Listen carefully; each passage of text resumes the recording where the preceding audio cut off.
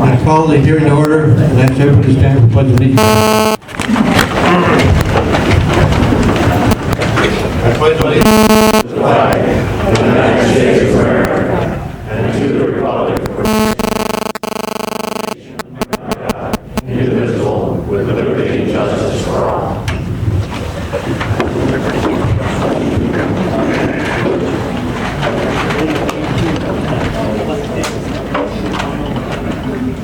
We're going to get started now. We're going to first start and explain the law to you and how we got here. The law says if you vote yes, the village is dissolved. Period. What happens then, the mayor and the village board and the town board have to come up with a plan. And after you come up with a plan, if you don't like the plan, then 25% of electors, and which is about 600 or 700 people in this case, can bring another petition in and bring that to a vote. If that fails, then I go with the mediator. The mediator comes up with a plan and gives it to the town of Bustye. Once it goes to the town of Bustye, the only responsibility they have, legal responsibility, is to provide the same services to Lakewood as they do to Bustye. Any other services like the garbage or West Street lighting and all that would be special districts. We started here with the plan. The first plan was brought to our attention by Dr. Rudy Miller. And after looking at the plan, and 10 different things on it, a couple of things that stuck out were getting rid of the police department, merging into the sheriff's department, or maybe deputizing, all his words now, deputize them. And the second thing he said, which really got our attention, he wanted to eliminate the EMTs in the fire department and contract them out with private contractors.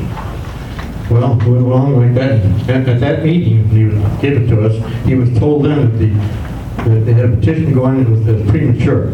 Nobody had a chance to sit down and come up with a plan.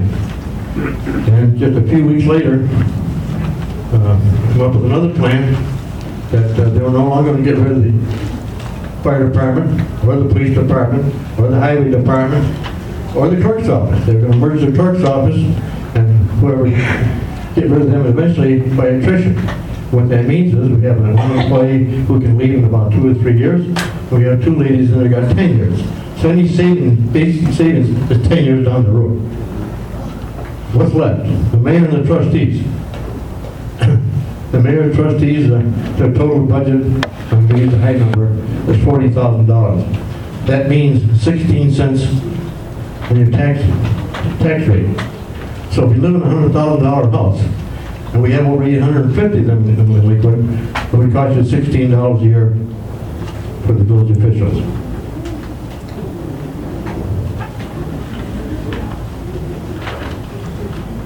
Then, another proposal to come up with, the last one, in fact, they even changed the name here, it's a Citizens Committee recommendation.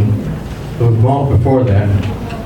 And now what they say is 2 things. They want to move the courtroom from upstairs to the village hall to downstairs. And so it's very apparent that they're not going to get rid of the other building.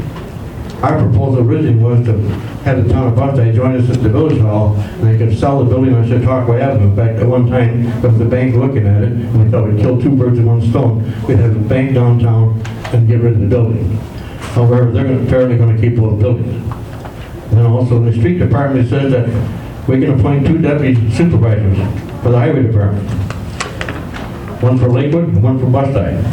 Well, don't need 1 for Bustye. We have an elected superintendent who is the supervisor, Peterson.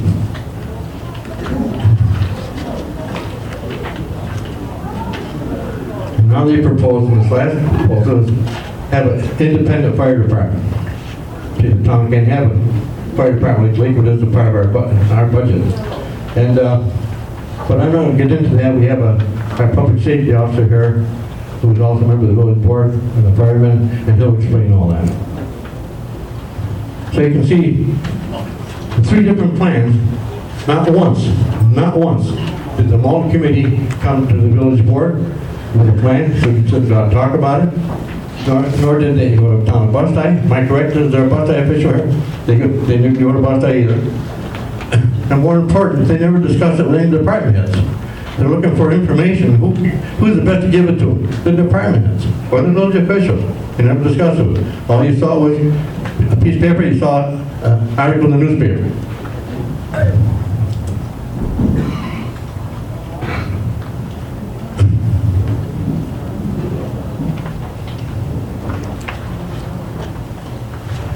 I think at this time, there'll be 4 or 5 presenters here this evening, and then we open to questions and answers. First of all, let me introduce everybody to the head table. To my extreme left is Mary Curry, and she's going to be a timekeeper when we get the questions and answers. Joe Trochet, the village trustee, Dwayne Anderson, the village trustee, and the deputy mayor, P.J. Wendell, one of the trustees and firemen, Dave Warleman, trustee, Dudley Erickson, who's part of our committee, and of course, nobody has to introduce Joe Johnson, right? So, the first I'm going to call on is P.J. Wendell, to let him explain public safety, fire, and the police. A couple of things we need to, I want to go over and touch on.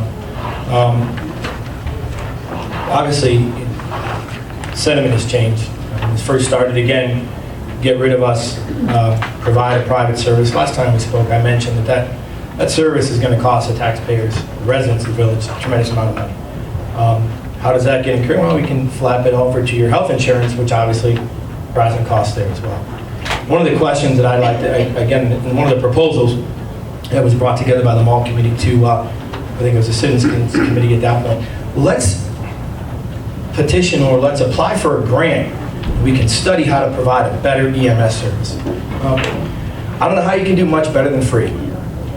In my position, grants are taxpayer money. I don't know who we're going to bring in to provide a service, do an analysis, cost evaluation as to how we can provide a better service for free. The service that we provide has been asked upon by surrounding districts. For example, sitting in my house last week, a good friend of mine unfortunately was having an issue. They needed an EMT, first response from dispatchers. We want the medic unit out of Lakewood. 2 districts over. The countywide knows the service and the amount and the quality of service we provide. So to question and say, I think we need to go and study how to do this better, I know in speaking with members, it's somewhat insulting. I don't know how we can do a better service than what we're providing right now, which is free. Statistically, in 2009, we answered 828 calls, which is up over 103 from the previous year. Since 1999, our calls were 543. That's an increase of 285 calls in 10 years. 53 active members, plus or minus, depending on resignations and additions. Some of our qualifications, we have 4 municipal training officers and 4 level 2 state fire instructors. The city of Jamestown, a paid department, has 3. We have more qualified state fire instructors than any other, correct me, I believe it's any other department in Chautauqua County. 2 hazmat technicians, 2 deputy fire coordinators. We have been a member of the department of the village since nearly as we can recall 1915 when J.W. Packard gave the M.A.L.T to the fire department to provide fire service for his area. One of the things that I guess I'd be remiss without saying is this has really struck a chord with many of us. And to quote one of the articles in the paper, this letter is written to clarify how the police, fire, and emergency management services are provided. EMS stands for emergency medical services, not emergency management services. But nonetheless, this is written by a person who never has answered a call with any one of our groups. Never got up in the middle of the night, never responded to a call, punched, spit, puked on, we can go on and on. We don't need to glamorize with everything we do, scraping people, picking up accident scenes, what have you. But some people say, well, that's what you do. It's a pretty routine call. Here's how routine our calls are.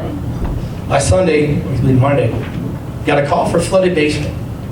Not a big deal. After a storm, you would expect such things. So much so that I took my kids with me. I said, let's go along for the ride, we'll see what's going on. We responded. Looked into the basement, 10 by 12 area, steam coming off the walls. It had bubbled the paint on the walls and dropped the textured ceiling off of the ceiling in the floor. We looked at it, kind of took a notion, Things weren't adding up. We looked at it, we heard some noises, again, we stayed out. M.A.L.T got there. They decided to cut power to the whole building. When it was all said and done, we had a 10 by 12 room, 3.5 to 4 feet of water. The temperature was in excess of 120 degrees. That was being fed by 6 residential services. M.A.L.T said whoever went in there was dead. Whoever tried to get them out would be dead too, because you'd be creating a circuit. So although some people look and say, well, we know what you do, it's routine, it really isn't. Because at any point, at any time, the members of this group, we don't know what we're going to face. And I know I take it personally, and so do the members of the department, when somebody who has never been in our group, never stood in our shoes, never walked in what we do, can post a letter in the paper saying they are going to clarify how the fire department and police department operates.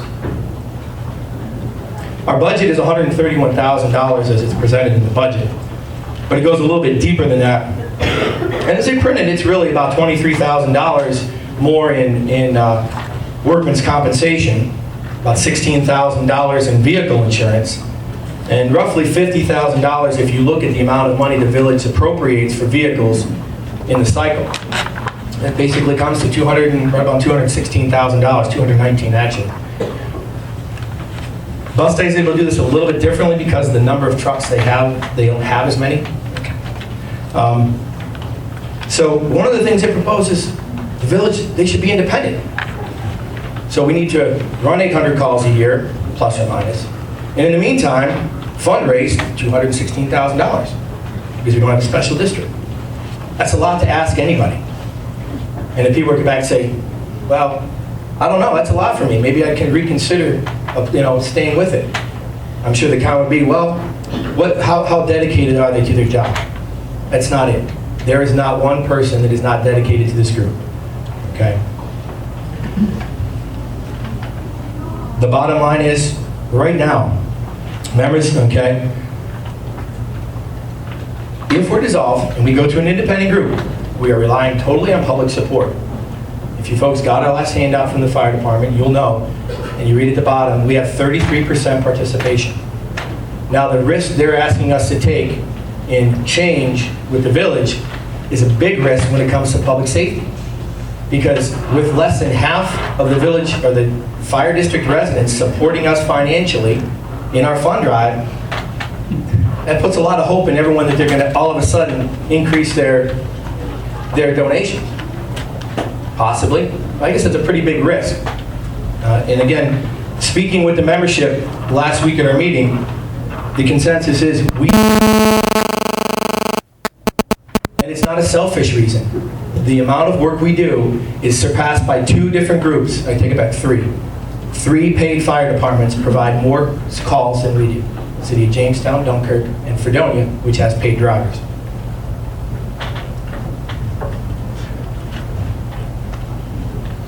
Moving on to the police department. Okay.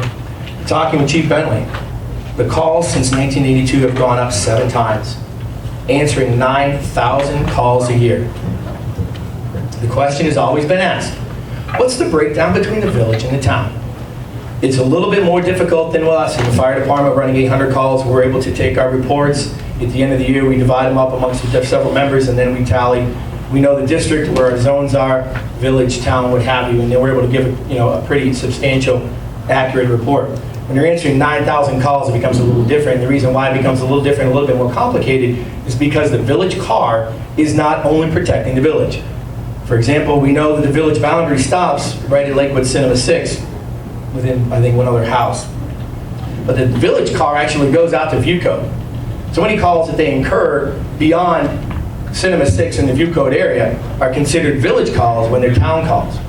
Likewise, the town car starts at Hunt Road, which actually, majority up to Hunt Road is actually part of that is the town. So when speaking with Chief Bentley, he feels very confident right now. The minimum is 50-50. We're running about 50-50 calls between the village and the town. And again, for $329,000, they're paying a pretty good bargain. If he said he'd really like to take the time, but again, it's going to take some man hours and time to break down the exact figures. And again, it's not a scare tactic. He feels that right now the calls are favoring more toward the town than they are the village, if we use the boundaries and the lines that are there. Again,